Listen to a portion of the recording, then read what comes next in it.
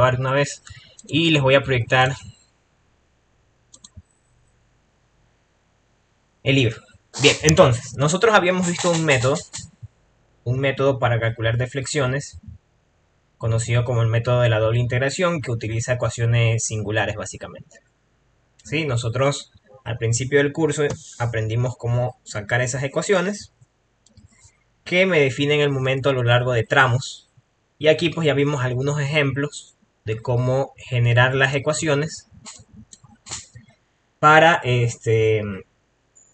describir el momento a lo largo de toda la vía.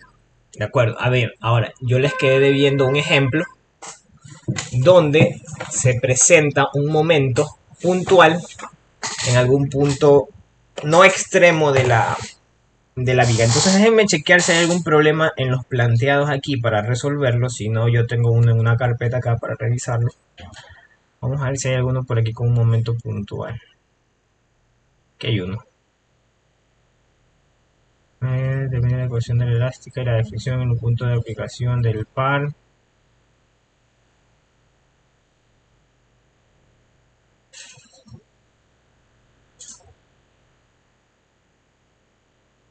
Ya, este puede ser. Pasa es que ya. Ya, a ver, vamos a hacer este que está aquí. Vamos a ver, nunca lo he hecho. De todas formas, ahí tenemos la que pasó esto. Se movió todo.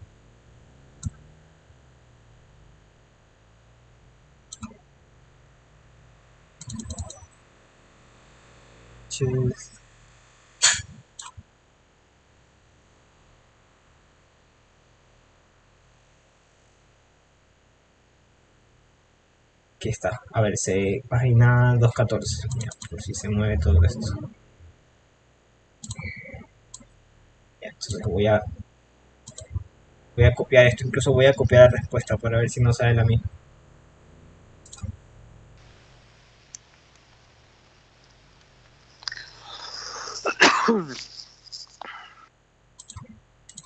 Bien. A ver, entonces, vamos a resolver esto de aquí. A ver, una viga simplemente apoyada resiste la acción de un par M aplicado como se indica en la figura. Determinar la ecuación de la elástica y de la flexión y de la deflexión, perdón, en el punto de aplicación del par.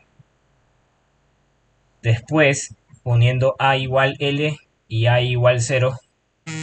Bueno, ya eso es comparar con resultados de otros dos casos, ya eso no importa. Vamos a encontrar lo que nos piden aquí, que son las ecuaciones de la elástica, que elástica es y, perdón, la elástica es dy de x, y la deflexión, que la deflexión es y. ¿De acuerdo? Entonces recordemos que elástica básicamente son las... no, determinar la ecuación de la elástica, ya, eso es y. Y la deflexión en el punto de aplicación del par, es decir, en la coordenada A. Ya, o sea, nos están pidiendo y de x y nos están pidiendo y de A. Eso es lo que nos están pidiendo. Recordemos, y es la elástica, de y de x es como varía la pendiente de la elástica básicamente. Y m pues sería el momento general de todo esto de aquí. Bien, ahora,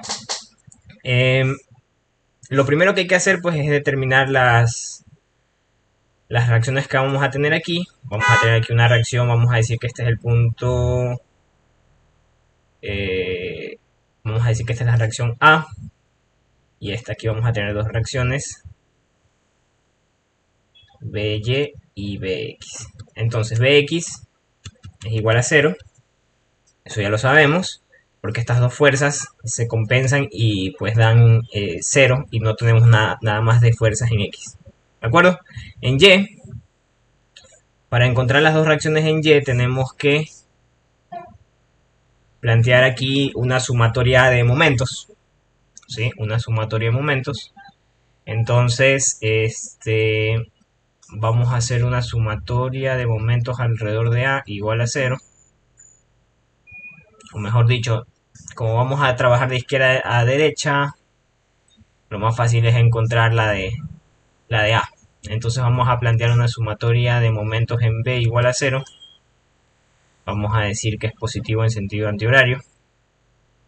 Entonces, si hacemos una sumatoria aquí, perdón, aquí, A está haciendo un momento negativo. ¿De acuerdo? Entonces tenemos ¿a qué distancia? Una distancia L menos el momento que se genera aquí, menos M. Ya, igual a 0. Entonces A va a ser igual a M dividido para L. ¿De acuerdo? Esa es nuestra reacción que tenemos en este punto de aquí. Entonces, con eso ya podríamos nosotros calcular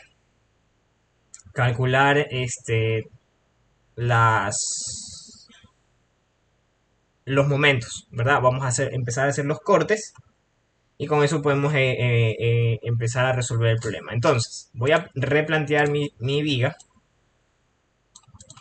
Sí, vamos a replantearla. Vamos a tener que ahora, esto está bien asumido hacia arriba porque salió positivo. Esto es M sobre L a una distancia A. Vamos a tener el momento aplicado aquí, M, momento puntual. Y de este lado nosotros ya sabemos que para que esto esté en equilibrio, la reacción tiene que ser hacia aquí abajo y también va a ser M sobre L.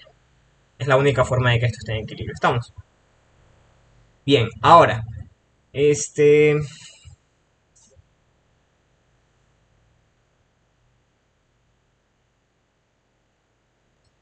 primero vamos a expresar un corte justo en este punto de aquí. ¿Ya? Si yo expreso ahí un corte, me va a quedar con lo siguiente. Vamos a tener M sobre L y vamos a tener aquí una coordenada X. Entonces, el momento que se genera aquí va a ser igual a M sobre L multiplicado por X. Estamos, M sobre L multiplicado por X. ¿Alguna duda con respecto a eso? No creo que no haya mucha duda ahí todavía. Ahora, vamos a cortar en el siguiente tramo. ¿De acuerdo? Vamos a cortar en el siguiente tramo. Si yo corto en el siguiente tramo, me voy a quedar con lo siguiente. Aquí se genera un momento. Aquí se genera M sobre L y esto sigue siendo X. Entonces, a este le voy a poner M sub 0 para no confundirlo con el M que estoy calculando aquí en el corte, ¿ya? Entonces, y a este de aquí también le voy a poner M sub 0, M sub 0, M sub 0. Estamos, solo para diferenciarlo con el de acá.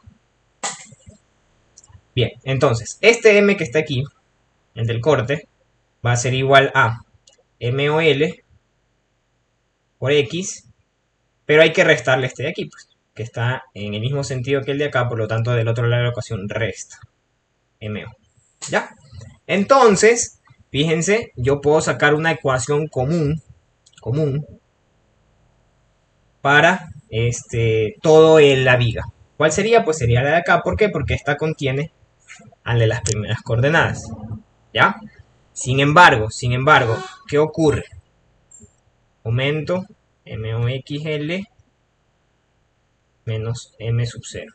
Sin embargo, ¿qué pasa si yo quiero evaluar esta ecuación de aquí en un valor mayor a 0? Digamos que un X mayor a 0 y menor a. ¿Cómo yo evalúo esto de aquí? Si para este rango, este de aquí no debe intervenir. ¿Es así, sí o no? No debe intervenir este término de aquí para este rango. ¿Cómo yo genero una ecuación global sin alterar mi resultado? Porque recordemos que para el primer tramo yo tengo que utilizar este de aquí. ¿Sí? Y si yo quiero evaluar esta fórmula en, qué sé yo, en A medios, no podría hacerlo. ¿Por qué? Porque estaría interviniendo este que está aquí. Bien, nosotros hacemos lo siguiente. Nosotros vamos a representar esta fórmula general con esta llave de aquí. Vamos a indicar la coordenada en la que recién aparece este de aquí. ¿Sí? O las coordenadas válidas donde recién aparecería este de aquí, que sería X menos A. ¿De acuerdo? ¿Qué logramos con esto? Lo voy a elevar a la 0. ¿ya? Que para cualquier valor entre 0 y a, esto de aquí me dé o negativo o me dé 0. Entonces, si me da negativo, yo sé que no tengo que considerar este término que está acá. Sin embargo, si me da entre a y l, entre un poquito mayor que a, es decir, sería para x mayor que a y menor que l, yo ya puedo, pero bueno, menor o igual que l, ahí yo ya puedo considerar este término. Y de todas formas, para yo llegar a esta ecuación, porque miren que el momento no está en términos de nada más que de sí mismo, lo elevo a la cero. Y eso es súper importante porque cuando ustedes integren, ya no va a estar a la cero. ¿Estamos? Entonces, los momentos puntuales se los considera así, de este modo. Bueno, dicho esto, yo sé que el momento es igual a EI por la segunda derivada de Y con respecto a X. Entonces ponemos esto de aquí. Ahora vamos a hacer la primera integral de Y sobre dx. Esto va a ser igual a MO por X al cuadrado dividido para L medios o 2L menos M sub 0 X menos a la 1 más la primera constante de integración.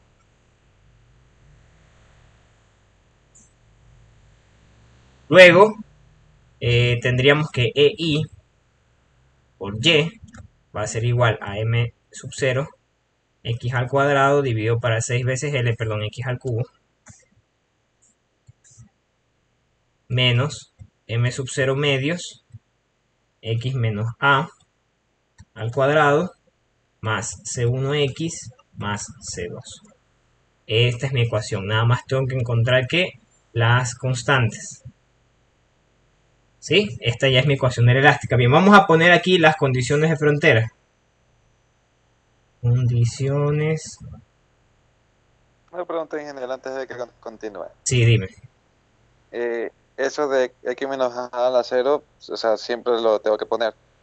Claro, dependiendo de en qué parte esté tu momento. Nosotros hicimos un Ujú. problema ya donde el momento estaba al inicio, entonces el momento siempre iba a estar presente y era independiente de bueno, no, perdonen, iba a estar, ¿dónde iba a estar? Iba a estar al final, si no me equivoco, iba a estar. Ah, no, miren, está aquí al inicio. Entonces, ahí no importa declarar una coordenada, porque siempre lo vamos a evaluar. Miren, el primero está evaluado para sí mismo, no tiene constante al lado o no tiene variable al lado. Luego aparece X, luego aparece X medios. Pero como está al inicio, es válido para todos los X. Estamos. En cambio aquí no está al inicio. Entonces no es válido para todos los X, porque no aparece, por ejemplo, en el primer tramo no está. Entonces yo no puedo decir que esta ecuación de aquí, la de color verde que está aquí a la derecha, es mi ecuación general. Porque ese momento no debería intervenir en el primer tramo. Y eso va a afectar a los siguientes tramos también. Porque ese momento no va a tener efecto en las dos integrales siguientes, no va a tener efecto en ese primer tramo, no debería tener efecto en ese primer tramo, porque no existe todavía. Entonces es importante, así sea elevada a la cero, declarar en qué coordenada aparece recién ese momento. Estamos. Y bueno, lo pueden hacer también si está en el punto inicial, pero sería x menos 0 elevado a la 0. O sea, siempre va a ser lo mismo que no ponerla en todo caso. ¿Estamos de acuerdo? Sí, mister. Ya, chévere. Bien, entonces, continuemos. Condiciones de frontera. Ya. ¿Qué tenemos nosotros? Sabemos que las dos deflexiones, es decir, los desplazamientos en el punto inicial y en el punto final, son igual a cero. Esas son las dos únicas condiciones que nosotros conocemos. Entonces, sabemos que el y de 0 es igual a 0 y sabemos que el y de L es igual a 0 también. ¿Ya? Entonces con eso vamos a poder calcular nosotros las dos constantes. Empecemos con la primera condición. Sabemos que y va a ser 0, entonces todo este lado se hace 0. Para x igual 0. Entonces, esto de aquí es 0. Esto no lo considero porque no da, porque esto me saldría negativo, me saldría menos a y no se considera. Y esto sale 0, entonces más 0 más C2, sabemos que C2 es igual a 0. Se va esa de ahí. Ahora vamos a evaluar en L. Ahí sí considero toda la ecuación. Entonces, 0 va a dar de este lado, tenemos MO, L al cubo, dividido para 6L, menos M sub 2, MO dividido para 2, tenemos L menos A al cuadrado más C1L. ¿Sí? Y de aquí podemos despejar la constante C1. Vamos a ver si puedo reducir esto más. Seguramente lo puedo reducir más. Aquí se va el cuadrado, se va con este. Me queda igual m sub 0, 6, L al cuadrado menos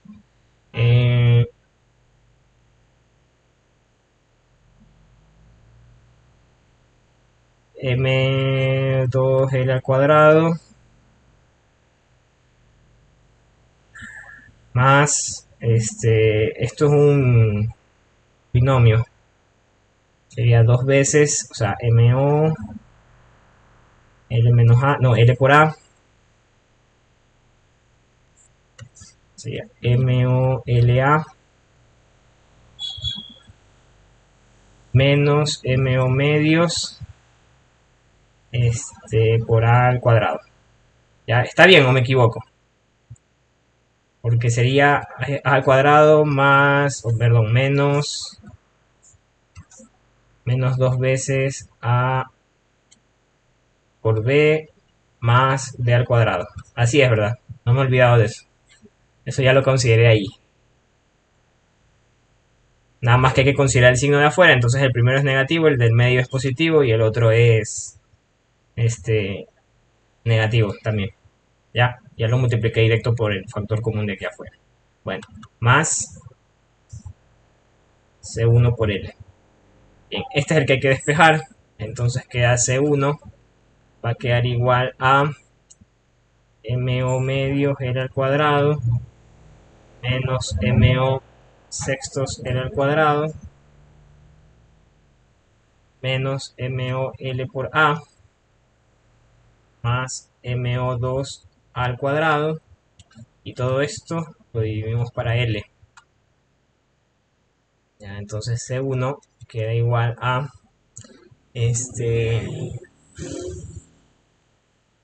MO medios por L menos MO sextos por L menos MO por A más MO medios por al cuadrado dividido para L.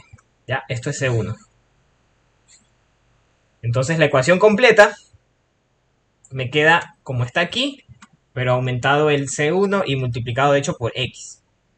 ¿Ya? Entonces, nos está pidiendo, ya tenemos la ecuación, solo hay que plantearla allí. Vamos a ver el resultado que está aquí. Este es el resultado ya cuando se lo evalúa en A. Entonces hay que evaluarlo en A. Vamos a evaluar esto en A. Bien, si yo evalúo esto en A, ya, vamos a tener, bueno, pues aquí sí se reemplaza la A y aquí se hace 0. Entonces esto de aquí no va a ser, y aquí hay que reemplazar el C1 y multiplicarlo por A, básicamente. Entonces, vamos a tener MO al cubo, vamos a tener EI de Y evaluado en A va a ser igual a MO por A al cubo dividido para 6 veces L. ¿Ya? Este término se anula y me queda más la constante que tenemos aquí abajo multiplicado por X. Más MOL medios multiplicado por A, porque es X, menos MO sextos L multiplicado por X, que sería A, menos MO al cuadrado más MO al cubo 2L. ¿Ya? Vamos a ver si igual simplificamos esto para que se parezca a esta respuesta que está aquí. Sí, debería parecerse a esta respuesta que está aquí. Vamos Vamos a ver qué tenemos aquí. Tenemos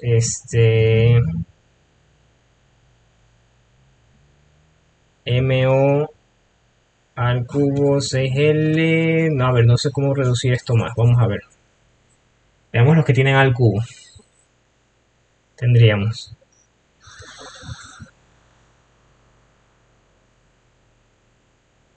O a ver si por aquí hay factor común. A ver, el factor común es A en toditos. A. ¿Qué más hay factor común? MO también es factor común. MO también es factor común. Y nada más es factor común. L no es factor común de todos. Ya, es decir, nos quedamos con al cuadrado 6L más MOA L medios menos L sextos menos A más un medio de... no, sería al cuadrado 2L. Bueno, hay que reducirlo, pero yo creo que sí va a dar el resultado. Y aquí, ¿qué más podemos hacer? Estos aquí se pueden simplificar. Y tenemos este al cuadrado. A ver, esto sería Un un tercio. tercio, ¿sí? Menos de un tercio, ¿verdad? O un tercio. Un tercio.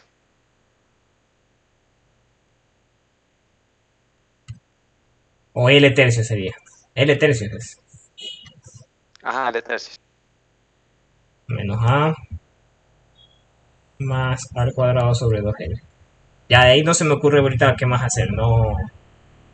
Seguramente eso se puede seguir reduciendo para llegar quizás a algo como lo de acá. Vamos a resolver esto. Vamos a resolver esto, pues a ver si queda lo mismo. MAL al cuadrado. Ah, es que sí le saca el factor común 3L también. Vamos a sacar ese factor común, pues a ver qué ocurre. Sería dividido para 3L. Ya, vamos a sacarle ese factor común. Entonces, si sacamos este factor común, 3L, aquí nos quedaría al cuadrado y 2. Ya. Más. Este 4, para que me quede L aquí abajo, debería ser Ah, 4 tercios. No, 4L, ¿verdad? L cuadrado no es. L cuadrado. Ah, sí, L sí, L cuadrado. cuadrado. L cuadrado. Solo L cuadrado nomás, ¿verdad? Sí, bro. Ya. Menos este 3LA más ayúdenme aquí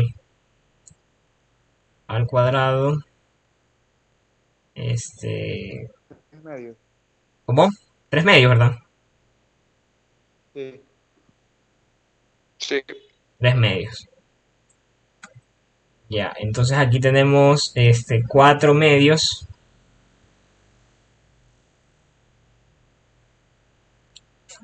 Tendríamos 3 medios más un medio, sería 4 medios, sería 2 al cuadrado, menos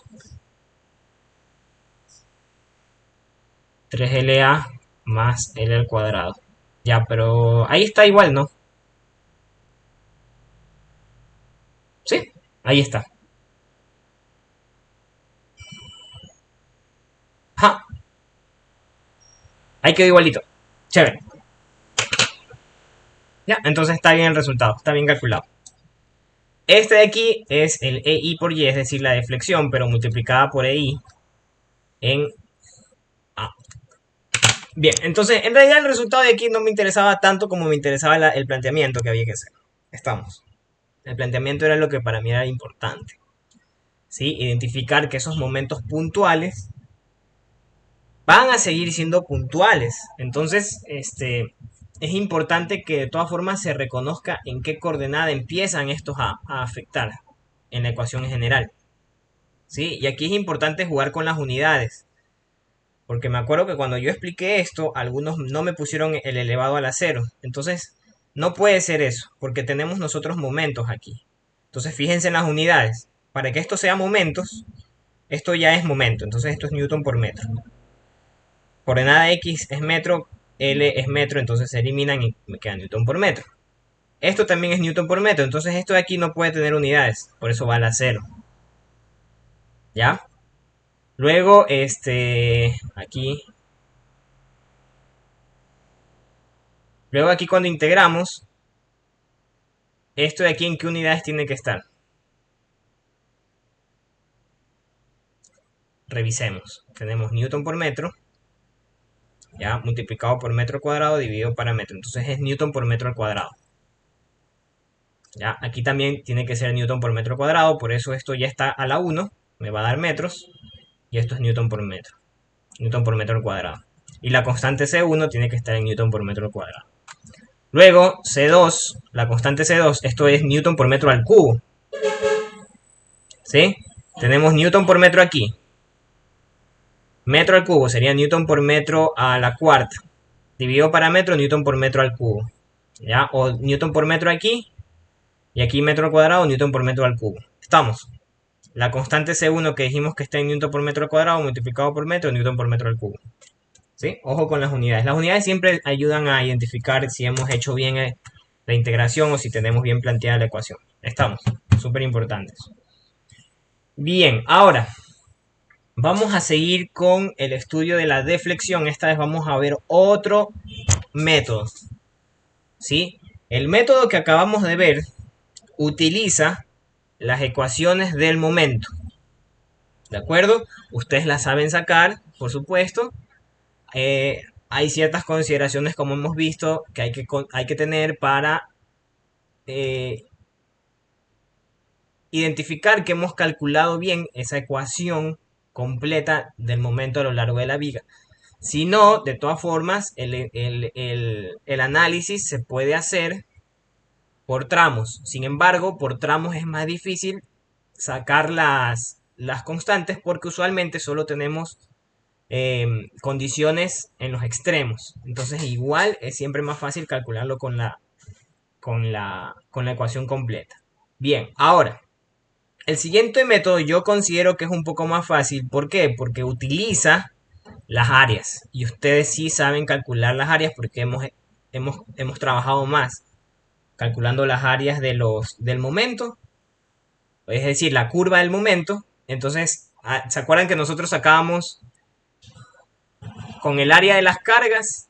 Sacábamos el cortante. Con las áreas del cortante sacaban el momento. Entonces, si ya tienen el momento, ya tienen la curva del momento, ya pueden sacar las áreas del momento. Entonces, este método de aquí se llama el método de área de momentos, básicamente. ¿Ya? Entonces, utiliza justamente el área que forman los momentos. ¿Sí? Tal cual, ni más ni menos. El área que forman los momentos para calcular dos cosas.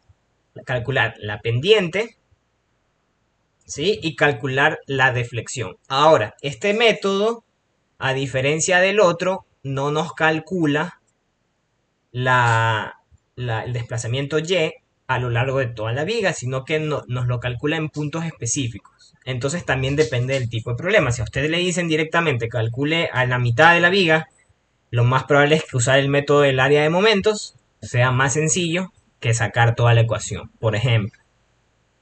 Estamos. Entonces vamos a ver súper rápido la definición, porque es gráfica de hecho y utiliza ecuaciones que ya veníamos viendo anteriormente. Vamos a considerar este problema que tenemos aquí. ¿Sí? En este caso vamos a hacer un análisis de toda la viga, fíjense, ya no de un elemento diferencial. O sea, sí lo vamos a estudiar, pero concentrémonos primero en este problema que tenemos aquí. Tenemos una viga, aquí en la figura A, que está sometido a una carga cualquiera. Fíjense, Es más, fíjense en esa forma que le han puesto a esa carga cualquiera. Es una forma así aleatoria completamente. Eso sí, la han puesto toda arriba de la viga. Esto me va a generar dos reacciones R1 y R2. Y veamos qué ocurre con la elástica. Miren la elástica cómo está deformada ahora. ¿Ya? Esa es mi elástica.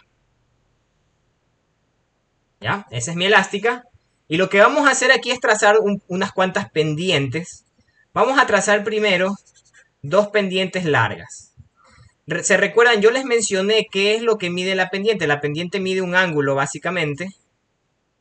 ¿Sí? La pendiente mide un ángulo entre... Yo les había dicho. Si yo quiero trazar mi pendiente en el punto A, pues la trazamos ahí tangente. Bueno, en este caso, esa no es la línea, sino que la línea viene para acá. Acá está la línea. Ah, ya, aquí está el punto A. Entonces ellos trazan tangente en el punto A. ¿Sí ven? Entonces, si yo quiero calcular la pendiente de eso de allí, yo básicamente, yo les dije que se medía el ángulo con respecto a quién, a la elástica antes de estar deformada, que es la horizontal básicamente. Entonces eso es una pendiente. Yo les dije que eso representaba la ecuación de la pendiente que habíamos visto. Entonces, como ya sabemos sacar la ecuación de la pendiente, nosotros podemos sacar básicamente la pendiente en cualquier punto. ¿De acuerdo? Entonces, sí queda claro la definición de la pendiente, ¿verdad? Eso es lo que me interesa. Bien, entonces, aquí lo que vamos a considerar es lo siguiente.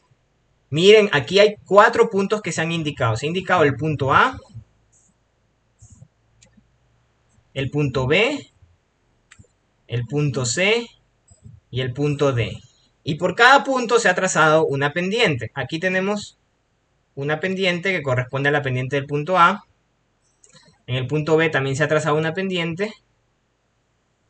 Y en el punto C y en el punto D también se han trazado pendientes. ¿De acuerdo? Entonces aquí lo que vamos a definir son relaciones entre esas pendientes. ¿De acuerdo? Ya no con respecto a la horizontal, sino vamos a ver qué nomás tenemos por aquí. Ya, primero que nada, vamos a analizar este elemento diferencial entre C y D. Y aquí se puede ver más claramente las dos pendientes. Este gráfico ya se los he mostrado previamente, ¿sí? Donde tenemos el arco que se forma por elástica, que es curvo en teoría. Sin embargo, nosotros consideramos que ese arco va a ser, como es tan pequeñito, va a ser igual a la distancia entre los puntos C y D. O sea, la distancia recta. No estamos considerando el arco. Y sabemos que ese arco se define como el radio ρ multiplicado por el ángulo de teta. ¿Ya? Ese de teta también está presente aquí entre las dos pendientes que se están marcando allí. ¿De acuerdo? Entonces, esta es la ecuación que nosotros generamos. ¿Se acuerdan? Y nosotros al final terminábamos reemplazando el ds por el dx. Eso es lo que nosotros hacíamos en la definición anterior. ¿De acuerdo? ds por dx. En este caso lo vamos a dejar así por ahora en términos del teta y en términos del arco. Y aquí lo que tenemos es momento sobre EI. Punto. Esa es la definición con la que vamos a trabajar por ahora. Bien, aquí ya hacemos el reemplazo. ¿De acuerdo? Y ahora vamos a integrar esto de aquí. ¿Ya? Lo vamos a integrar entre A y B. Estamos. Entonces, fíjense, yo no estoy ya comparando la pendiente con respecto a la horizontal, sino que estoy integrando ese ángulo que se forman entre dos pendientes, porque esa es mi integral. Si se dieron cuenta, mi integral es, o mi ecuación diferencial es esta de aquí. ¿Sí? Es esto que está aquí. Entonces, si yo lo integro, ¿ya? Con respecto a dos puntos cuyas coordenadas en X conozco, que por ejemplo van a ser el punto A y el punto B, yo lo que estaría calculando es este ángulo que está aquí, el que se forma entre la pendiente que pasa por A y el que se forma entre la pendiente que pasa por B. De acuerdo, estamos calculando ángulo entre dos pendientes de dos puntos cualesquiera de la viga, de la elástica de la viga. Estamos. Eso es lo que se calcula con esa integral de ahí. Bueno, ahí está como derivada, hay que integrarla.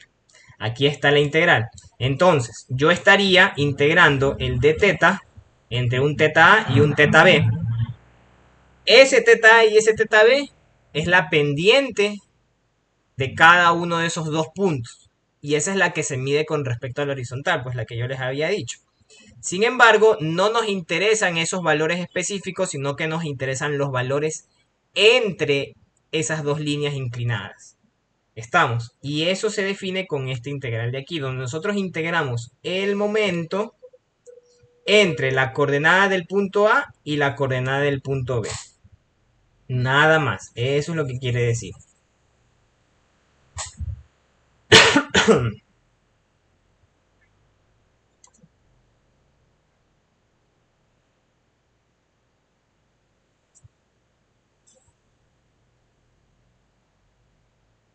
Profesor, la coordenada es la distancia de la viga. No, la coordenada es, la coordenada en X, recuerden que nosotros ponemos nuestro origen aquí, es la posición sería, no la distancia, sino la posición. ¿Sí? La posición de este punto A y la posición de este punto B. ¿Ya? Y claro, sería básicamente, es que, a ver, simplemente estarían evaluando el momento, la integral del momento entre A y B, básicamente. Nada más. Pero fíjense que no deja de ser la definición que ya habíamos visto, donde la primera integral del momento es la pendiente. ¿Estamos? Esa definición no cambia. Bien, ahora, veamos lo siguiente.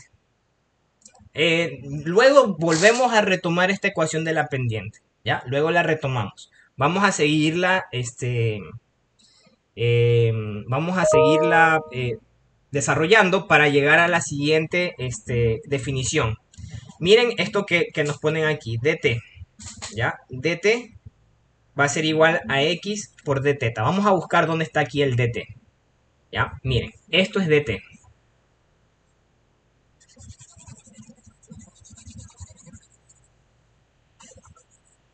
¿Ya? El dt se lo conoce como una distancia tangencial, una desviación tangencial.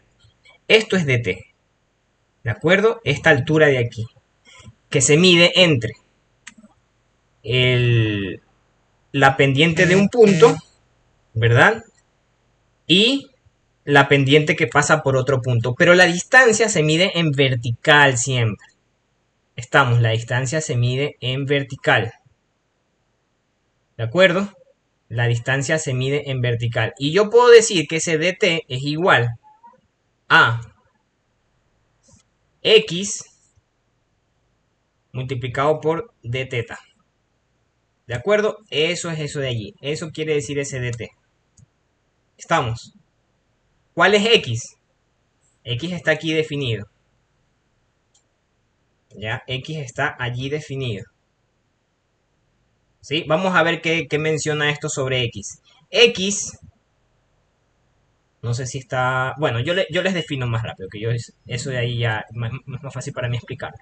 Dx es la distancia medida desde algún punto cualquiera, algún punto de interés. En este caso, ¿cuál es el punto donde yo estoy colocado? Yo estoy colocado debajo del punto B. ¿Ya? Yo tengo que elegir una referencia para medir ese X. ¿Ya? Ese X, en este caso en particular, ojo, es que lamentablemente aquí usan las mismas variables para todos, entonces es un problema. ¿Ya? Este X lo voy a medir desde el punto B. ¿De acuerdo? Y va a ser mi distancia desde ese punto B hasta el centroide de el área del momento. Este ya es mi momento. Este es mi gráfico de momento. Momento con respecto a X. ¿De acuerdo? Es el centroide. Nosotros sabemos que el centroide de esto va a estar en toda la mitad. ¿A qué altura está? No me interesa, pero está en esa mitad. ¿Ya? Eso quiere decir X. Y lo considero desde un punto cualquiera de análisis. Un punto cualquiera. ¿De acuerdo? Este gráfico de aquí representa al momento que me genera la carga que estaba allá arriba. ¿Sí? Eso quiere decir X. Entonces, esta desviación tangencial no es nada más que el d teta multiplicado por la distancia que hay aquí hasta acá, que sería el radio, pues básicamente. Es radio por ángulo eso de ahí. Estamos, es radio por ángulo, tal cual. Entonces, yo digo que esa desviación tangencial es igual a X por d teta. Entonces, la desviación tangencial entre el punto B, ¿sí? El punto B y la pendiente que pasa por A, yo la puedo definir como la integral de este dt. ¿Sí? Es decir, fíjense, la desviación tangencial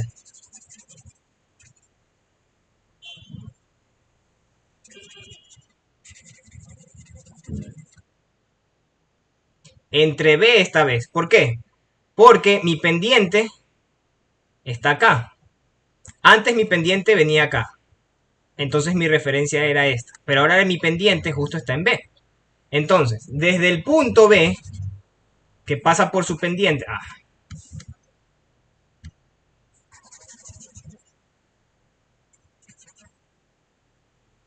ya, desde aquí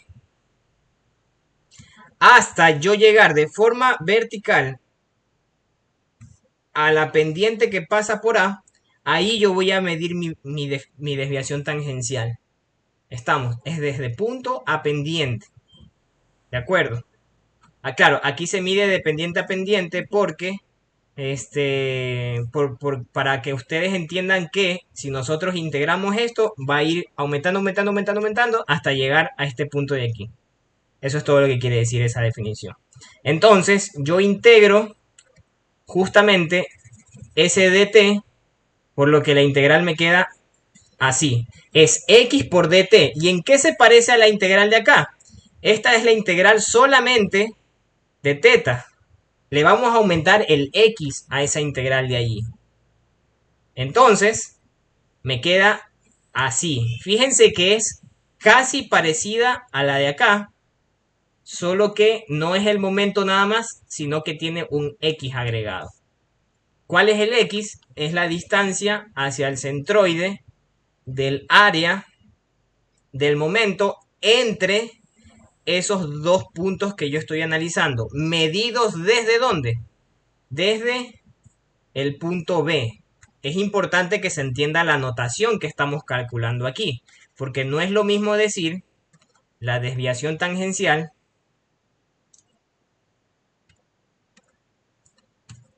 desde el punto A hasta la pendiente que pasa por B, no es lo mismo que la desviación tangencial entre el punto que pasa entre B y la pendiente que pasa por A. ¿Dónde estaría la desviación tangencial del punto A con respecto a la pendiente que pasa por B? Esa desviación tangencial estaría del lado izquierdo. Nosotros tendríamos que extender la pendiente que pasa por B, y debajo de A, aquí, yo tengo la desviación tangencial de A del punto A con respecto a la pendiente que pasa por B. ¿Estamos de acuerdo? Entonces, aquí vienen las dos notaciones, porque nosotros ya podemos con esas dos integrales, podemos calcular o desviación tangencial o pendiente. Se llama desviación angular, que es diferencia entre pendientes. Pero fíjense en la notación. ¿Por qué? La desviación tangencial se mide desde un punto hacia la pendiente. La desviación angular se mide desde la pendiente del primero que se indica, ¿sí? Del primero que se indica hacia el segundo que se indica. Hacia acá. Hacia B. Hacia la pendiente, eso sí. Estamos. Entonces, esas son las dos fórmulas que nosotros vamos a utilizar. La de desviación tangencial y la de desviación angular. ¿De acuerdo? Entonces, lo importante es lo siguiente, que no se van a quedar estas fórmulas en términos de integrales, sino que tienen una relación también con el área. Es importante. Siempre vamos a trabajar nosotros con el área del momento. Entonces, ¿qué dice aquí? La longitud TBA se llama desviación de B con respecto a la tangente trazada por A. O bien también se le conoce como la desviación tangencial de B con respecto a A. ¿Ya? El subíndice indica que va desde el punto B hasta la tangente trazada en A. ¿De acuerdo? Entonces, aquí está justamente la diferencia entre decir T de B de A decir T de A de B. ¿De acuerdo? El que va en el denominador es siempre la pendiente y el que va arriba es el punto. Es el punto. ¿De acuerdo? Ahora, hay un significado geométrico detrás de esta desviación angular y desviación tangencial. Vamos a ver si aquí está. Ya. La primera integral, la que está aquí, la de la desviación angular, la vamos a simplificar. Esto que está aquí, la integral de m, no es nada más que el área bajo la curva. No es nada más que eso. Entonces, nosotros podemos definir a la desviación tangencial, perdón, angular entre A y B, ¿sí? Que eso es un ángulo literal, lo podemos definir como 1 sobre EI. Y en lugar de poner esta integral, yo sé que esa integral es el área bajo la curva del momento. ¿Entre qué puntos? Entre los puntos A y B. Es decir, que si usted conoce, usted tiene su viga así, por ejemplo. Ya, y digamos que aquí tengo el punto A y el punto B. Pendiente y pendiente. La desviación entre A y B, angular, va a ser nada más y nada menos que calcular el área bajo la curva del momento. Esto es A, esto es B. ¿Sí? Usted nada más tiene que calcular esta área de aquí y multiplicarla por 1 sobre EI y a usted le da este ángulo que tiene ahí. Se acabó. Eso es todo. ¿Sí? Eso es todo.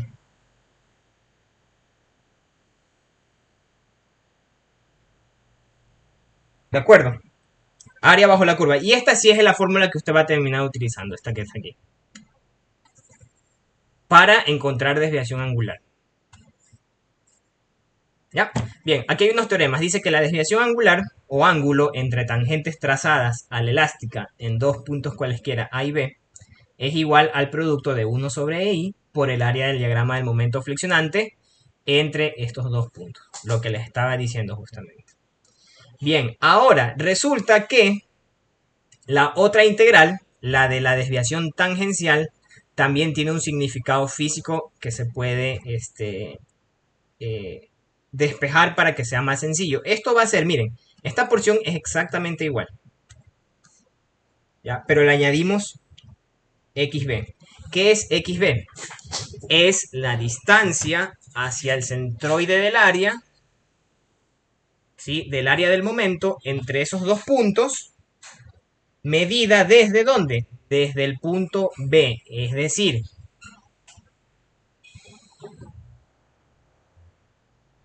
medida desde aquí, desde esta coordenada X, hacia el centroide del área, pero total, entre A y B. En este caso, aquí nos están diciendo que el centroide de toda esta área que he marcado de azul está aquí. ¿De acuerdo? También yo puedo dividir esto como una sumatoria también, porque no siempre el área va a ser un cuadradito o un triángulo o un círculo, algo súper fácil de identificar, sino que va a ser la suma de áreas conocidas y de distancias a centroides conocidas. Entonces yo puedo plantear esta fórmula de aquí como la sumatoria de las áreas multiplicadas por las distancias a los centroides. ¿De acuerdo? Que es básicamente parecido al Q que nosotros calculamos en el esfuerzo cortante debido a la flexión. Es muy, muy parecido a eso de ahí. De hecho, está en las mismas unidades, que son metros al cubo. ¿De acuerdo? Lo importante aquí es que se identifique la notación. Si yo tengo T de B a A, yo estoy calculando la desviación tangencial entre, digamos que aquí está el punto B y aquí está A. Entonces la pendiente que pasa por A, ¿dónde está esa? Aquí está. Y el punto B. Entonces esto es lo que yo estoy midiendo. Esto que está aquí.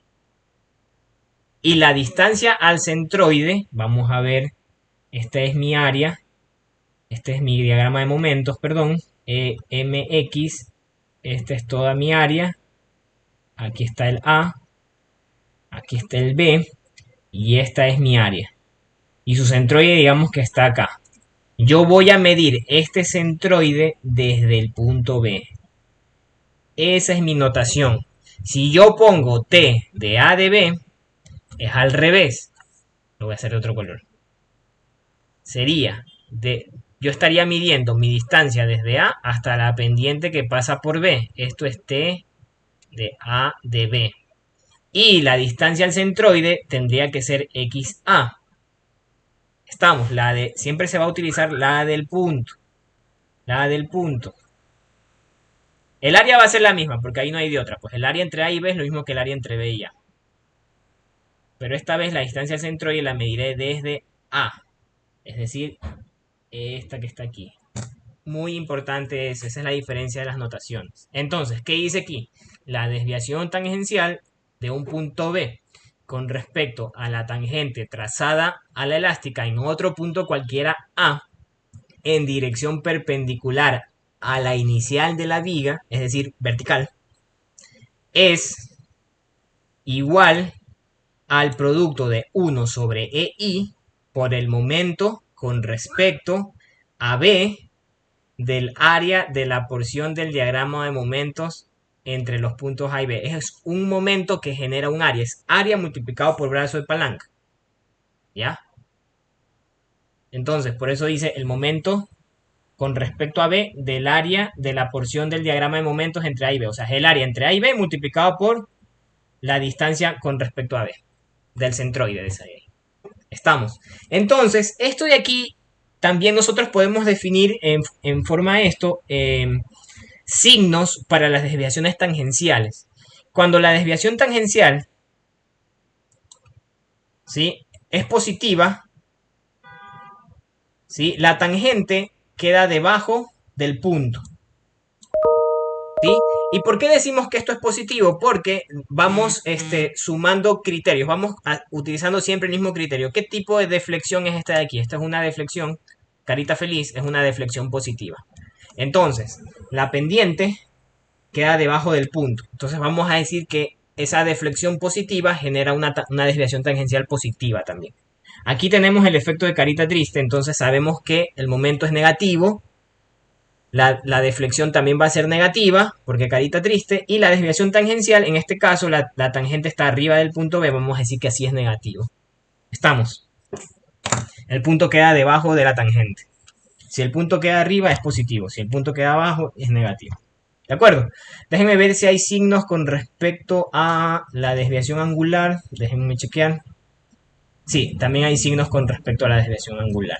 Nosotros decimos que el signo de la variación de la pendiente o desviación angular, vamos a decir que es positivo cuando la desviación angular entre A y B se forma en sentido antihorario. ¿Ya? Si la desviación angular entre A y B, recordemos que primero va la pendiente de A y luego va la pendiente de B. Y obviamente escogemos el camino más corto, pues no vamos a hacer esto. Eso no es parte de la definición. O sea, siempre es el camino. Sí, no necesariamente es el camino más corto, pero es este camino así sobre los lados, no arriba y abajo. ¿Ya? Si es horaria, es negativa, ¿ya? Bien, esto de aquí honestamente todavía no cobra sentido hasta que empecemos a resolver los problemas. Lo importante es que tiene que quedar muy muy claro de dónde a dónde voy a medir para poder identificar bien qué áreas vamos a tomar y sobre todo desde dónde vamos a medir el momento. Eso es súper importante. Bien, esto que está aquí, este método, se junta con un análisis del diagrama de momentos realizado por partes. ¿De acuerdo? ¿Sí? Aquí dice, para aplicar el teorema de área de momentos, se ha de poder calcular fácilmente y con precisión el área de cualquier parte de un diagrama de momentos. Y el momento de dicha área con respecto a un eje cualquiera. Un procedimiento es, evidentemente, integrar, ¿sí?, entre los límites pero eso es más complicado. Para nosotros es más fácil hacer un diagrama que esté dividido por partes conocidas, triángulos, cuadrados, etcétera, y utilizar estas ecuaciones que están aquí, que ya las conocemos, área por 1 sobre EI para la desviación angular y área por distancia centroide por 1 sobre EI para la desviación tangencial, separando esto en áreas conocidas. Por eso se le llama también el momento por partes, ¿sí? O sea, hacer los diagramas por partes y analizar esto por partes. Bien, entonces, para esto se utilizan varios criterios, ¿sí? Y se considera esto que creo que ya vimos alguna vez, que da lo mismo si tomamos los momentos sumándolos desde la izquierda o desde la derecha, ¿ya? Bueno, esto de aquí es un poco irrelevante tal vez. Vámonos a resolver problemas. Ya. Algo que quiero que tengan claro es esto de aquí. Vamos a ver página 221.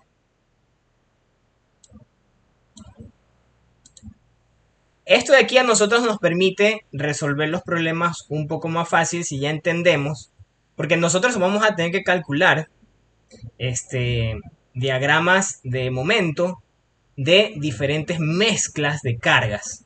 ¿Ya? Ahí interviene esto de que sea por partes. ¿De acuerdo? Entonces nosotros no siempre vamos a tener la necesidad de calcular como veníamos haciendo, que primero sacamos el cortante, luego el momento, etcétera, sino que nosotros podemos sumar los efectos individuales de las cargas, ¿de acuerdo? De las cargas para sacar cómo va a ser el diagrama de momentos. Estamos. Entonces, ¿cuáles son nuestras posibles cargas? Vamos a empezar con un momento puntual. ¿De acuerdo? Ese momento puntual a mí me va a generar, si yo corto aquí, ¿cuál va a ser mi momento? Va a ser este de aquí. Si yo corto aquí, el momento va a ser el mismo. Si yo corto aquí, el momento va a ser el mismo. Entonces, ¿cómo va a ser mi diagrama de momentos? Así. ¿Sí? Va a ser constante.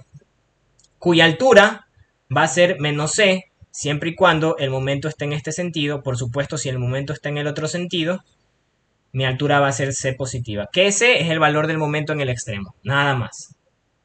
Entonces, yo tendría un diagrama de momentos con este tipo de área. ¿Cuál va a ser el área? 1 sobre 1 base por altura. ¿Estamos? Es decir, solamente base por altura. ¿Y cuál va a ser la distancia hacia el centroide? ¿Medida desde dónde? Desde, aquí la estamos midiendo desde, aquí está, desde el punto final. Eso puede variar, obviamente. Desde el punto final, la distancia al centroide va a ser b medios, es decir, la base dividido para 2. ¿Alguna pregunta con respecto a eso? Nada. Bien, seguimos con el siguiente tipo de carga. Carga puntual. P. ¿Cuál va a ser el momento? Si yo corto aquí, el momento va a salir menos px, porque corto aquí. Si yo corto acá, va a seguir siendo menos px.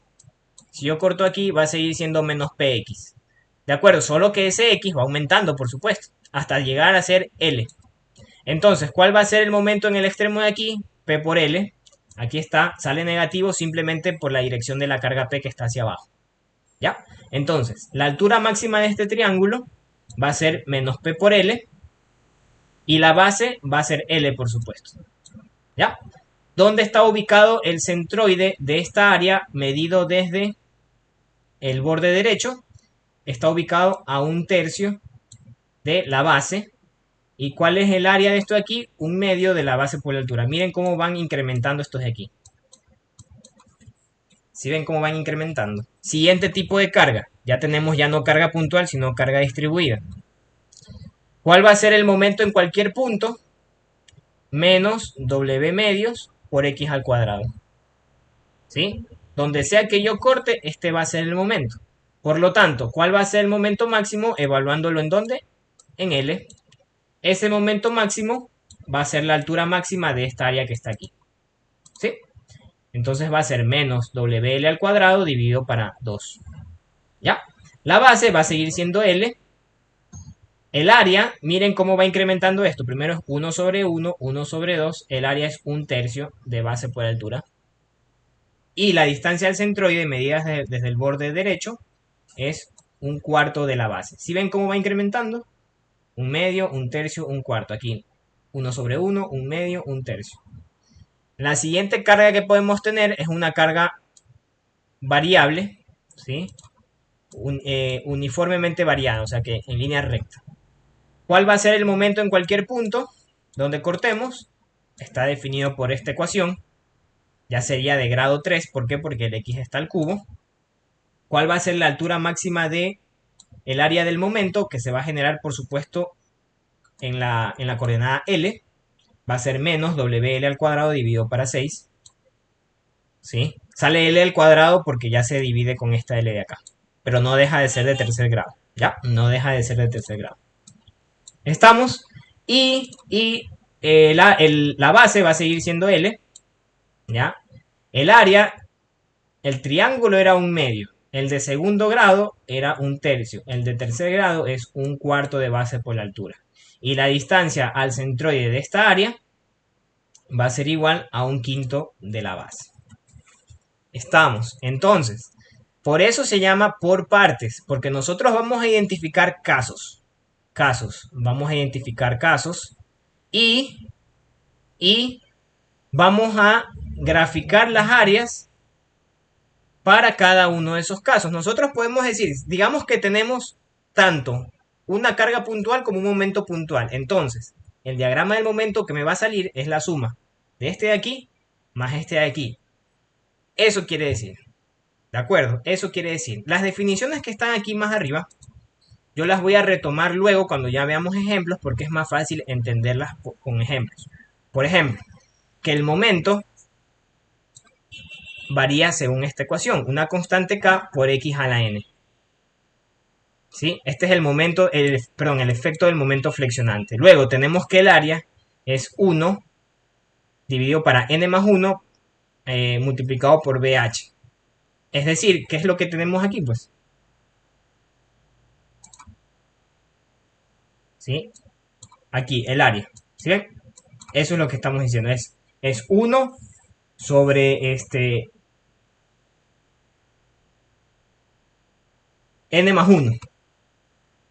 Entonces, como este es grado 0, más 1 es 1, entonces queda 1 sobre 1. Como este es grado 1, queda un medio. Como este es grado 2, queda un tercio. Y así sucesivamente. Mientras que el área, está aquí definido, es... Perdón, la distancia al centroide es 1 sobre n más 2 multiplicado por la base. Entonces, como este es grado 0, es n más 2, queda 2. Aquí queda 3. Aquí queda 4 y aquí queda 5, multiplicado por la base. ¿Ya? Bien, ahora. Esto aquí yo trato de pasarlo lo más rápido posible porque en verdad lo van a entender recién de mejor forma cuando se vean los problemas. ¿Ya? Entonces, vamos a ver si hacemos este pequeñito problema que está aquí.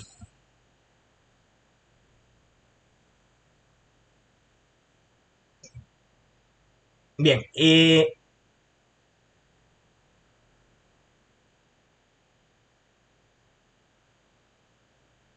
miren esta viga que tenemos aquí. ¿Ya? Yo tengo que llevar mi viga a los casos conocidos. Entonces, ¿qué cosa en particular tenían los casos conocidos? ¿Qué pasa de este lado? Son todos empotrados. Es más, aquí dicen voladizo cargado. Mis casos, todos mis casos de estudio son considerando empotramientos en los extremos, en el extremo. ¿Estamos?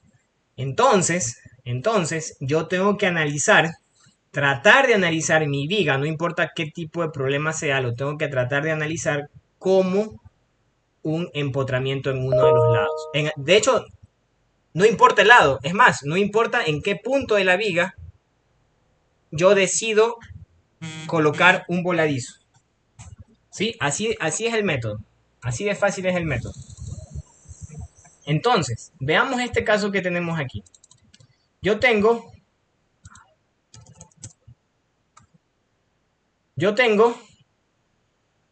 una carga distribuida y tenemos una reacción 1 y una reacción 2. Nada más, es decir, tenemos dos apoyos a los lados. Y se acabó. Entonces, Yo puedo dividir este problema para que se parezca a uno de mis casos, lo puedo dividir como está dividido aquí. La suma de estos dos efectos. De la reacción 1, ¿de acuerdo? Y de la carga puntual. Es decir, que yo estoy empotrando de este lado. Por lo tanto, este R2 no va a generar un momento. No lo va a generar. Entonces, si no genera un momento, lo que quiere decir es que ni siquiera lo tengo que considerar, sino que considero el efecto de R1 y de esta carga distribuida que está acá. Entonces, estos son mis dos casos. Vamos a ver. El momento en el extremo de aquí, ¿ya? Primero, esto es una carga puntual, entonces, ¿qué tipo de diagrama me va a generar? Me va a generar un triángulo. ¿Se recuerdan? El momento máximo, que será la altura de este de aquí. A ver, vamos a poner la altura. Es igual a... Era igual a... en la tabla decía menos P por L. O sea, toda la base. Ya, recordemos que esto es L. Entonces, claro, pero en ese ejemplo la carga estaba hacia abajo, por eso sale negativo. Aquí la carga está hacia arriba, entonces el momento aquí, que va a ser el momento máximo, no es nada más que 3 por L. ¿Ya? Y aquí está mi área, miren, aquí está el área. Tenemos momento cero aquí, ¿por qué? Porque aquí no hay brazo de palanca, entonces si cortamos, no hay momento. Empieza en 0 y va variando linealmente hasta llegar a 3 veces R1. ¿Sí? Hasta llegar a 3 veces R1. Esto ya está resuelto.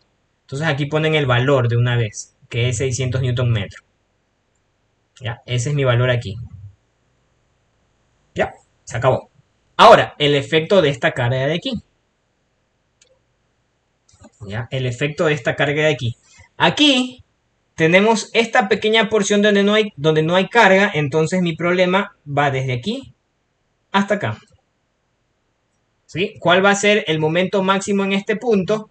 Si no se quieren aprender las fórmulas, lo pueden calcular ustedes. Esta resultante, ¿cuánto vale? ¿Cuánto vale esta resultante de aquí? Esta resultante vale 300 por 2, 600. ¿De acuerdo? Y el momento que va a ser con respecto a este punto, que ahí va a estar el momento máximo, no va a ser nada más que esto multiplicado por 1 metro. ¿De acuerdo?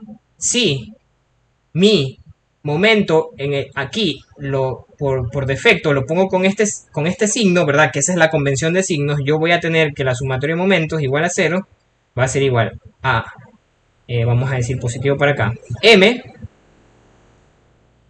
más 600 por 1 igual a 0. Por lo tanto, como está en el mismo sentido, pasa del otro lado y me queda que el momento es negativo.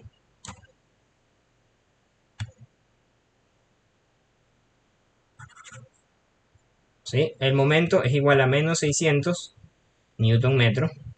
Y solo me interesa el valor aquí, porque aquí el momento va a ser 0. Miren, aquí está 0. ¿Y con qué tipo de curva aumenta?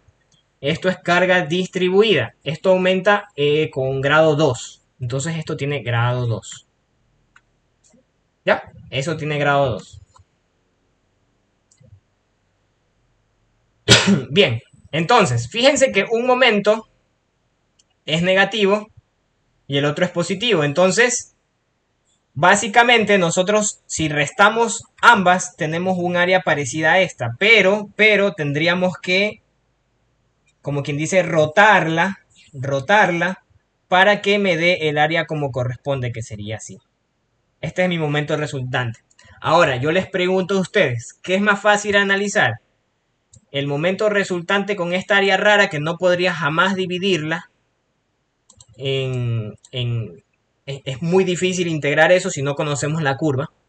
O utilizar estas dos áreas conocidas considerando que una es positiva y considerando que otra es negativa. Es mucho más fácil analizar esto que está aquí. ¿Sí? Lo único que sí es que hay que considerar que un área es negativa y la otra área es positiva. Eso sí tiene que estar muy, muy claro. ¿Sí? Entonces, yo podría calcular aquí un montón de cosas. ¿Ya? Vamos a ver qué nos pide el problema. O qué nos dice el libro aquí.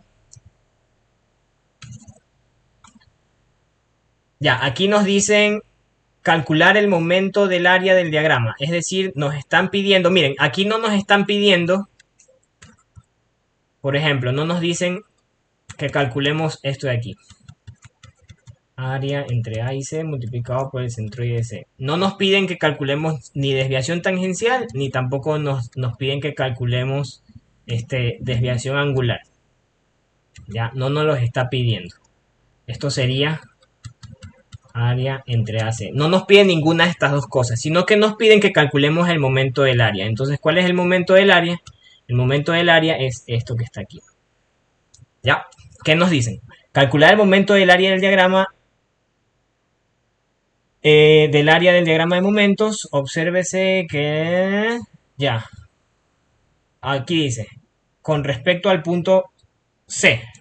Ya, vamos a calcularlo con respecto al punto C. Entonces nosotros definimos al momento de área como el área entre A y C. ¿De quién? Del momento. Multiplicado por la distancia al centroide entre medida desde el punto C. Es decir, que nosotros tenemos que hacer una sumatoria de las áreas multiplicado por la distancia a su centroide medida desde el punto C. Entonces, esto es un triángulo. ¿Cuál va a ser la distancia al centroide? Ya díganme el valor de una vez.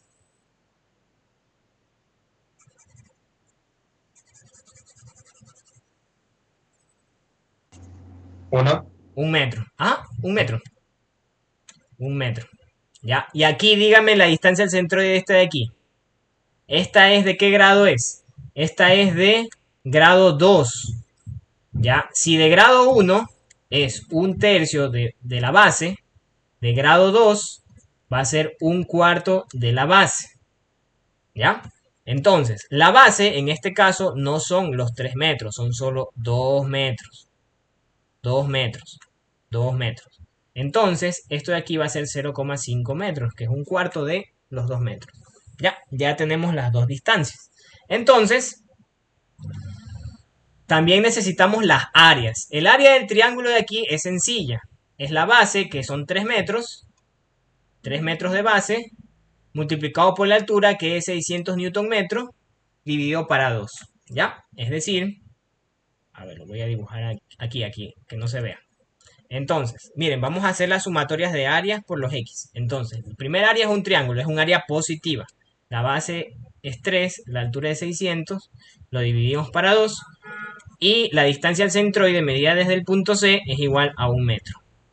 ¿Ya? O 1/3 de 3 sería técnicamente. ¿Sí? Vamos a ponerlo como 1/3 de 3.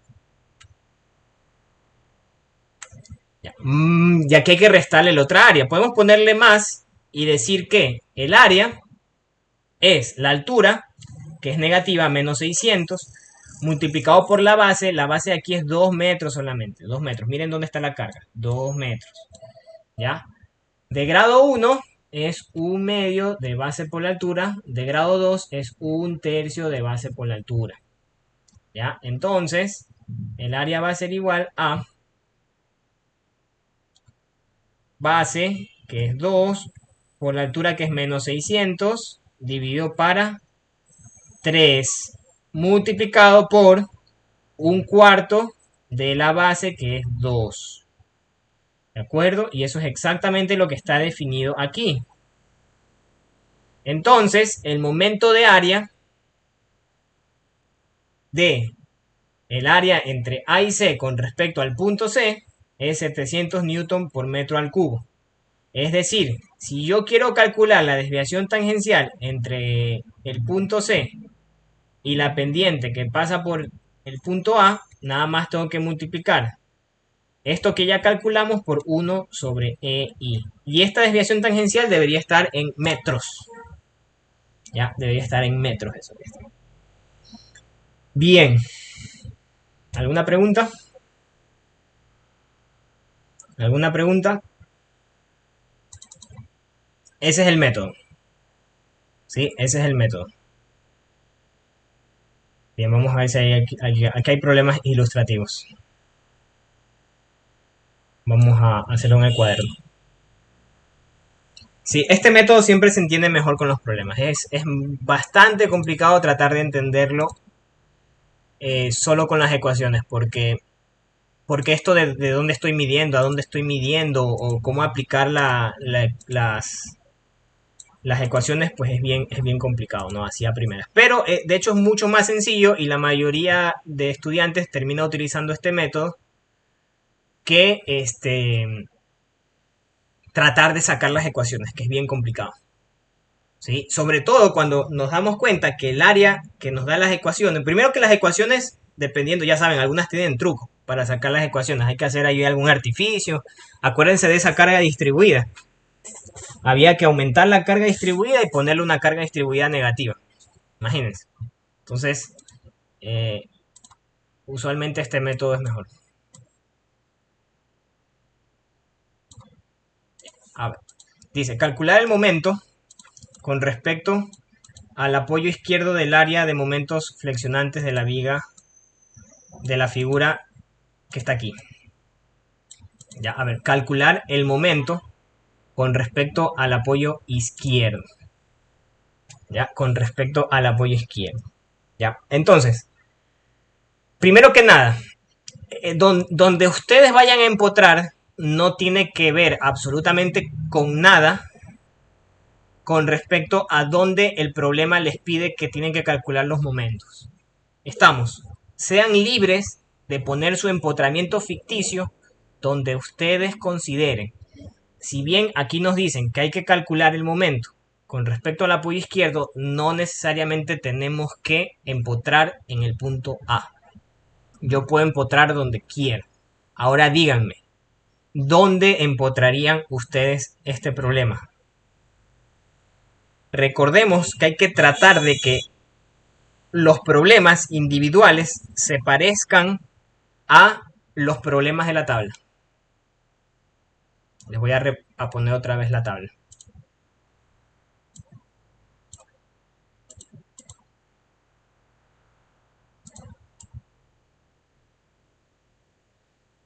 Estos son los 4 problemas posibles. ¿Ya? Entonces, si yo empotro en A, yo me quedo con un problema posible. Fijémonos. ¿Perdona? O sea, como la corte imagen sería, más o menos. No te entendí, perdona. O sea que en la tabla que nos puso sería como más o menos el cuarto gráfico. El cuarto gráfico, déjame ver.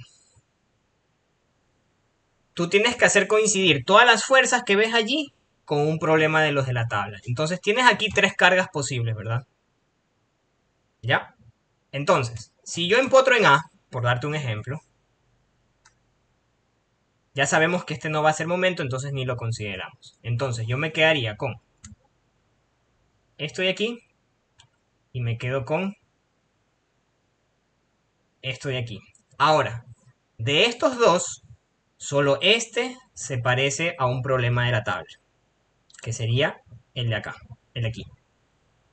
¿Sí? Empotramiento en un extremo y del otro lado una carga puntual. Bien, ahora, este que está aquí no se parece a ninguno de la tabla. ¿De acuerdo? ¿Por qué? Porque fíjate dónde está aquí el empotramiento y fíjate dónde está el empotramiento aquí en la tabla. El empotramiento está donde termina la carga variable y no se parece a eso. Si yo empotro en B, si yo empotro en B, yo me quedo con lo siguiente. Me quedo empotrando en B con este problema, con este problema que sí son de la tabla, pero me quedo con este problema de aquí que no se parece al de la tabla. Ahora, ¿podemos usar un artificio? No sé, qué sé yo, quizás usamos que esa carga de aquí sea igual a una carga completa menos una carga así. Es válido, ¿sí? Yo puedo transformar esto en esto, ¿sí? Y lo puedo resolver. Entonces yo tendría un problema, dos diagramas, 3 diagramas, y 4 diagramas. Ya. ¿Qué pasa si yo empotro en C? Cierto, esto que yo estoy haciendo aquí es básicamente la definición de la ecuación que está acá. Que yo me la salté porque en verdad sin algo así gráfico es bien difícil comprenderla. Aquí, el momento flexionante producido en una determinada sección por un sistema de cargas es igual a la suma de los momentos flexionantes producidos en la misma sección por cada carga actuando por separado. ¿Ya? Entonces este principio se expresa algebraicamente de este modo. ¿Ya? Donde la sumatoria de los momentos a la izquierda se representa por los momentos producidos por todas las fuerzas que actúan a la izquierda de la sección, y la sumatoria de momentos a la derecha representa la suma de los momentos de todas las fuerzas que actúan del lado derecho. Entonces por eso es que yo puedo hacer estos cortes en cualquier punto que a mí me dé la gana. ¿Ya? Por si acaso. Bien, entonces, sino que aquí recién estamos haciendo los cortes y se puede entender. Entonces, ya, empotrar en B sí me sirve. Ahí sí me sirve. Pero, ¿qué pasa si yo empotro en C? Miren, si yo empotro aquí en C, yo me quedo con eso de allí, que es conocido. Me quedo con esto de aquí, que también es conocido. Y me quedo con esto,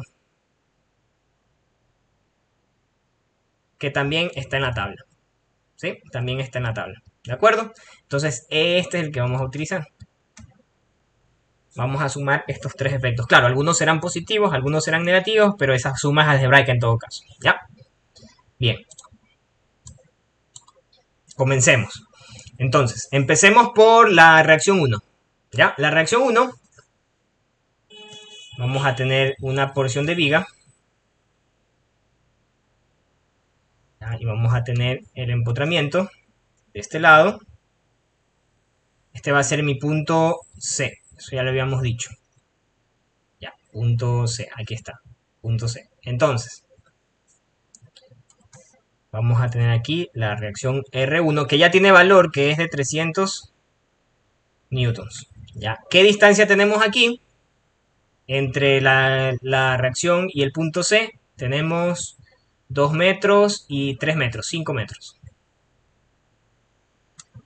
¿De acuerdo? Entonces, el momento máximo se va a dar justamente aquí. ¿Cuánto es ese momento? Ese momento va a ser igual a R por la distancia de 5 metros, o sea, 1500 newton metro. ¿Con qué signo?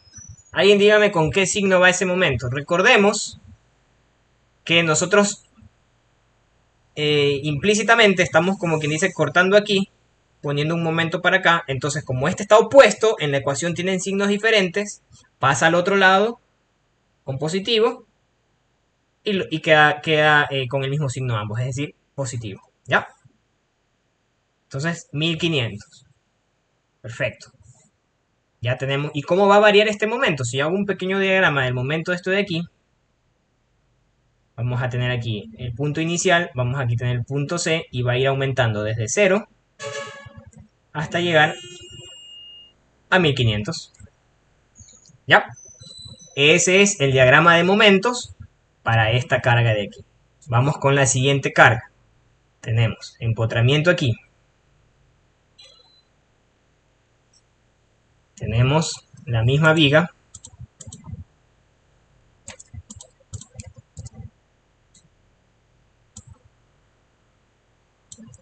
¿Ya? Pero esta vez nos interesa la carga que viene desde aquí nomás hasta acá. ¿Ya? Entonces, yo necesito calcular el momento justo en este punto máximo que está aquí. ¿Ya? Recordemos cuál es la altura de esta carga. La altura de esta carga es de 600 newton sobre metro. Entonces, esta altura es 600. Bien, a ver chicos, ustedes se pueden, si quieren, se pueden aprender las ecuaciones de la tabla, pero si no se las quieren aprender, no hace falta. ¿Por qué? Yo cómo calculo el momento que me hace esta fuerza de aquí en este punto de acá, esa carga distribuida en este punto de acá. Recordemos que la base aquí es 3 metros. ¿Cómo calculamos nosotros el momento que hace esa fuerza puntual? Aquí, en el empotramiento. Creo que era un tercio de la base, ¿verdad? ¿Cómo, perdona? No se podía con la 600 por 3 y a una distancia creo que era un tercio o dos tercios, dependiendo del lado que uno tome. Exactamente, exactamente. Plantearlo como cualquier ecuación de una carga distribuida, donde en este caso la resultante va a estar justo actuando aquí. ¿A qué distancia? A un tercio de la base. Es decir, a un metro en este caso. ¿Cuánto vale esa carga puntual? Perdón, esa carga puntual. Base 3 por la altura. Como es un triángulo, lo dividimos para 2. Entonces la carga va a ser de 900. Ahora, este de aquí está haciendo un momento en sentido antihorario, igual que mi momento que está aquí en el empotramiento, que es el que quiero calcular. Entonces tienen el mismo signo. Pasa al otro lado con signo cambiado, me va a salir negativo. Resulta que el momento aquí va a ser igual a la resultante por la distancia al centroide, medida desde el empotramiento, es decir, menos 900 de un metro. ¿Sí? Ahora, como esto es de grado 1, me va a salir una ecuación de grado 2, una ecuación cuadrática.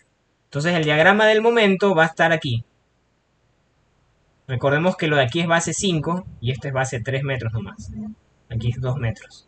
Entonces aquí vamos a ir así con una curva de segundo grado. ¿Hasta dónde? Hasta menos 900 newton por metro. ¿Ya? Entonces ahí vamos aumentando nuestro diagrama de momentos. Bien, ahora, siguiente carga.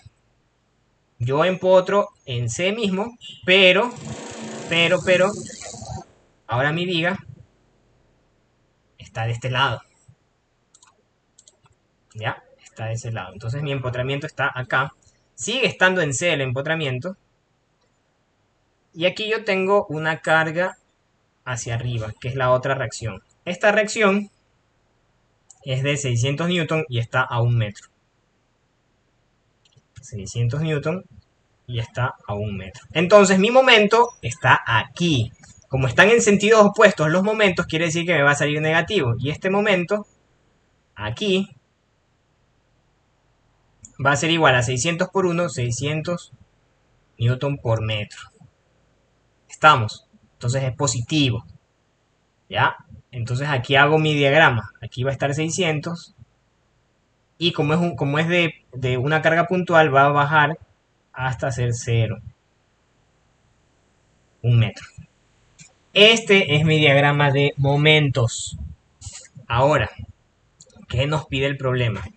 El problema nos dice que calculemos el momento de las áreas.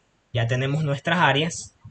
Hay que calcular el momento que hacen esas áreas con respecto al apoyo izquierdo. ¿Cuál es el apoyo izquierdo? Está acá.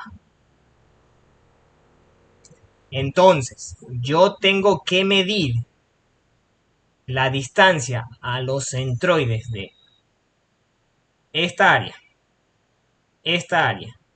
y esta área con respecto a quién, a este lado de acá. Vamos a tener un x1, vamos a tener un x2, vamos a tener un x3. ¿Entendido eso de allí? ¿Por qué? Porque mi planteamiento formal sería el siguiente. Área entre A y D, es decir, el área total, multiplicado por la distancia al centroide medido desde desde el punto A. Y esto va a ser igual a la sumatoria de las áreas por sus distancias a centroides, medidas desde el punto A. Entonces, como les decía, no porque aquí les dice que el momento lo van a sacar alrededor del punto A, tienen que empotrar allí. No, ustedes empotran donde ustedes consideran mejor. Pero cuando vayan a medir las distancias a los centroides, ahí sí depende desde dónde ustedes quieren medir el momento. Eso es crítico. ¿Estamos de acuerdo? Eso es crítico, crítico, crítico. Entonces, este es el planteamiento formal.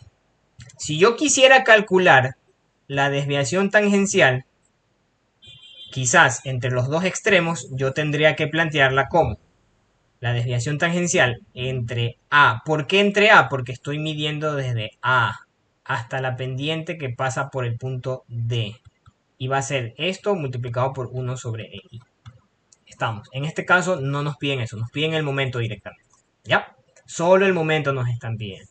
Entonces, vamos a plantear aquí la sumatoria. Empecemos con el área 1, que es la que está aquí arriba. Ya, entonces, esta área 1 va a ser igual a la base, que es 2 y 3, 5, por la altura, que es 1500, y como es un triángulo, lo dividimos para 2. Bien, ahora quiero que me digan cuál es la distancia al centroide de esa área. Medida desde el punto A, desde aquí.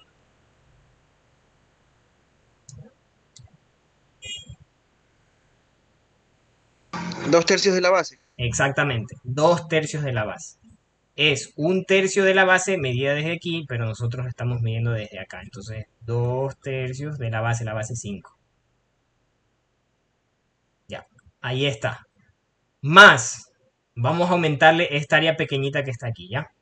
Que también es positiva. Más, el área es base, 1 metro, por la altura que es 600, dividido para 2, por la distancia al centroide, medida desde el punto A. Entonces, yo primero recorro 5 metros hasta aquí. Entonces, 5 metros de golpe. Más 1/3 de la base. Más 1/3. Como la base es 1, queda 1/3. ¿Entendido eso de allí? Ahora, menos, o puedo hacerlo algebraico, vamos a hacerlo algebraico, más el área de esto de aquí. El área es la base, 3 metros, aquí está 3 metros. La altura es menos 900, entonces ahí entra el negativo. ¿Dividido para cuánto? La de 1 grado se divide para 2. La de segundo grado se divide para 3. ¿De acuerdo? Esto es de segundo grado. Ah, no, no es de segundo grado, es de tercer grado. Es de tercer grado esta curva de aquí, por si acaso. Esta curva es de tercer grado porque la carga tiene grado 1 y siempre el momento tiene 2 grados más. Bien, entonces es dividido para 4.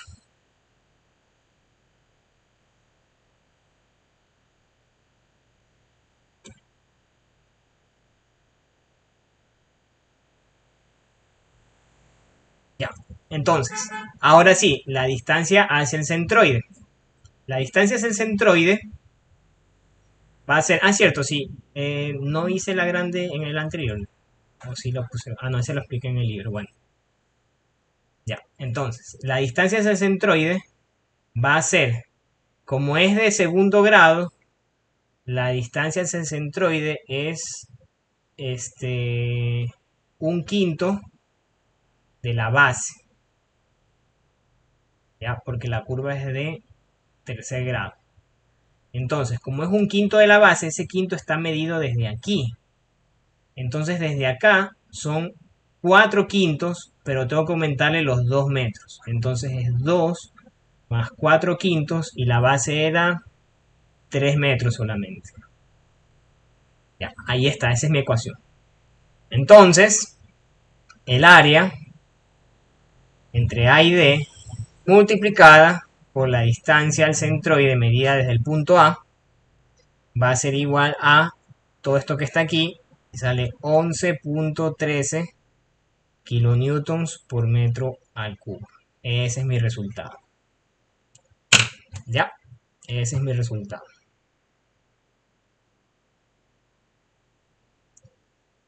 ¿Alguna pregunta? Vamos a hacer otro problema. Vamos a ver un problema donde ya nos pidan algo en específico. Ya. Bien. Nosotros todavía no le hemos dado ningún significado físico o significado real a estas desviaciones tangenciales. Es más, ni siquiera hemos calculado una sola desviación tangencial. Ya no hemos calculado ni una desviación tangencial ni una desviación angular. Nos hemos concentrado en saber cómo se desarrollan los problemas. Cómo dividir en áreas, ¿verdad? Hacer las partes que es lo que indicaba el libro, para poder resolver el problema de un mejor modo. Sin embargo, nosotros vamos a tener casos específicos donde esta desviación tangencial ya no la podemos igualar a una deflexión. ¿De acuerdo? Porque fíjense, nosotros no estamos midiendo cuando vimos la definición. Les voy a poner aquí una definición rapidita.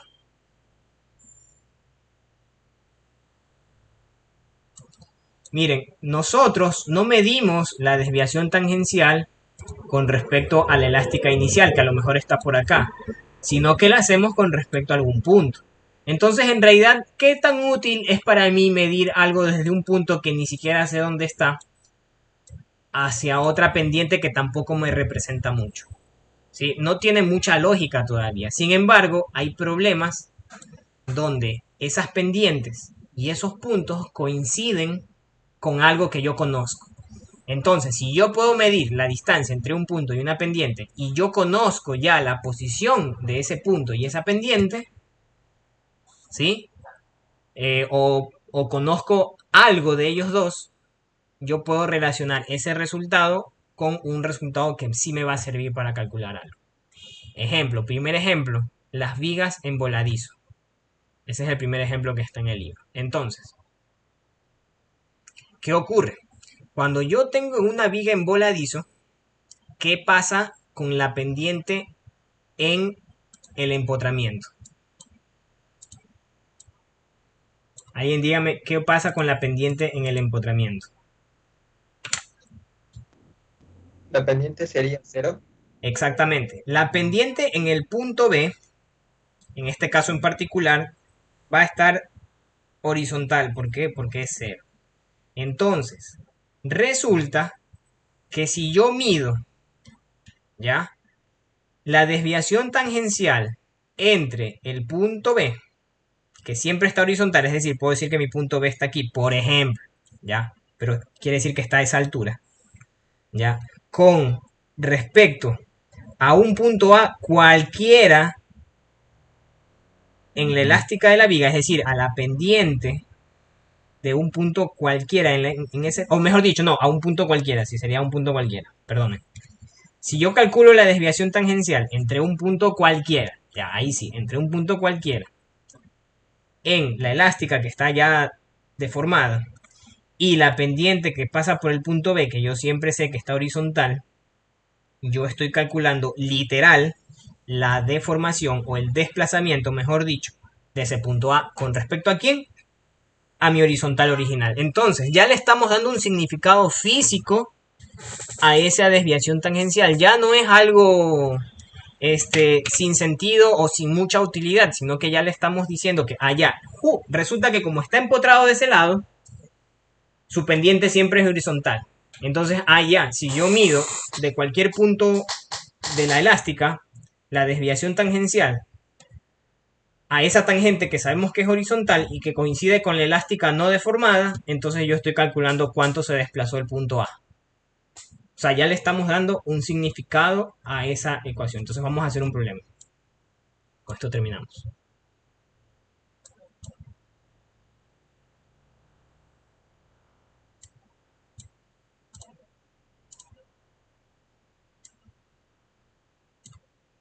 Y aquí nos están dando el valor de EI. Así que al fin ya vamos a tener un resultado con valores.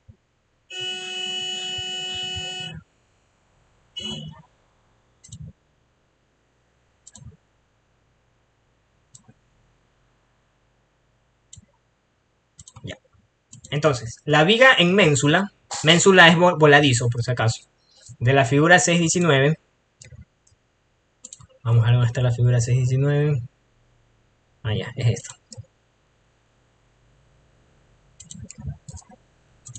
Tiene un modo elástico de E igual a 12 gigapascales y una inercia de 10 por 10 a la 6 milímetros a la cuarta. Ya el valor de P, ya aquí hay que encontrar el valor de P, tal que la deflexión en el extremo libre sea de 20 milímetros. Sí, vamos a hacer otro problema aparte de este, porque este no está muy... bastante sencillo. ¿Qué pasa aquí?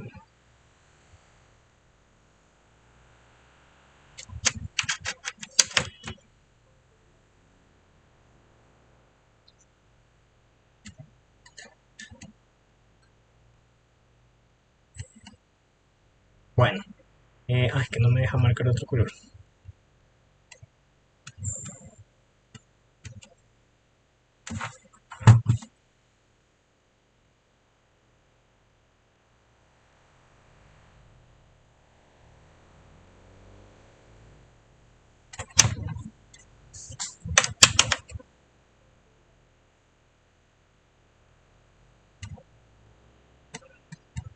A ver si cierro el node.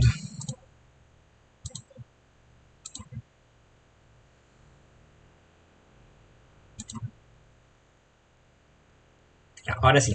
Ya, entonces, nos están dando inercia E y nos dicen que la deflexión tiene que ser 20. Es decir, esto de aquí tiene que ser 20.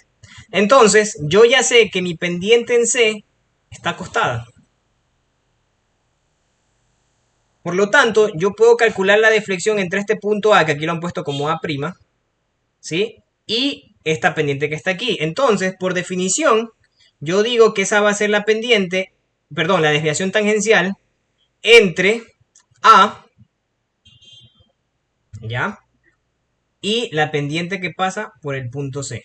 Ahora, fíjense en esta igualdad que están considerando aquí. ¿Ya? En esta igualdad que están considerando aquí. ¿Sí? En esa igualdad que están considerando allí. ¿Por qué le ponen negativo? Me dicen que el desplazamiento es igual a menos la desviación tangencial. ¿Recuerdan el signo de la desviación tangencial? Vamos a revisarlo.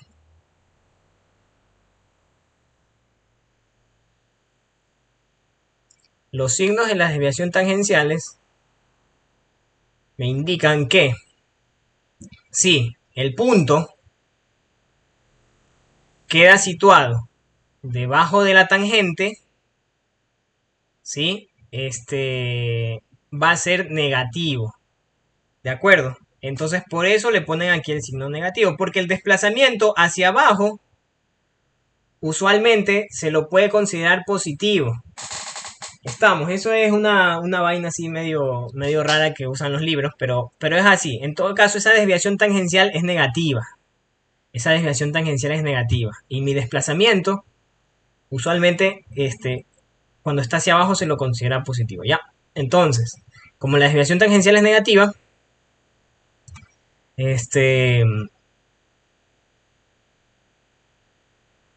entonces se lo pone así, ¿ya? Pero a ver, que en realidad, o sea, si ustedes utilizan el valor absoluto ya está, porque es que al final eso es lo que se necesita, ¿no? Entonces, para igualarlo al desplazamiento, pues usamos el negativo. ¿Ya? Bien, ahora, de todas formas, ese desplazamiento no va a cambiar su valor por más que utilicemos un signo u otro. ¿De acuerdo? Entonces, esto de aquí, por facilidad, lo empotramos aquí mismo. ¿Ya? Entonces me va a dar un caso donde tenemos toda la viga y una carga puntual de 400, ¿ya? Cuyo momento máximo va a ser igual a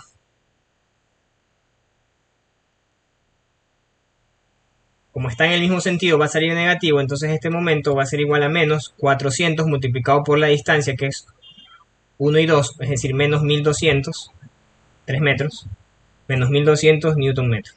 ¿Ya? ¿Y qué forma va a tener? Va a tener la forma de qué? De un triángulo, ¿verdad? La forma de un triángulo, eso es lo que va a tener. Ahora, el siguiente caso es la misma viga completa, ¿de acuerdo? El momento va a estar aquí, el máximo, y la carga esta vez está aquí, es una carga P. ¿Ya? ¿Cuál va a ser el momento? También va a ser negativo y va a ser P multiplicado por 2. ¿Ya? Menos 2P y esto va a estar en Newton por metro. ¿Y qué va a ser? También va a ser un triángulo que va a empezar con 0 aquí y va a ir hasta el valor máximo acá. Entonces, mis dos áreas son así.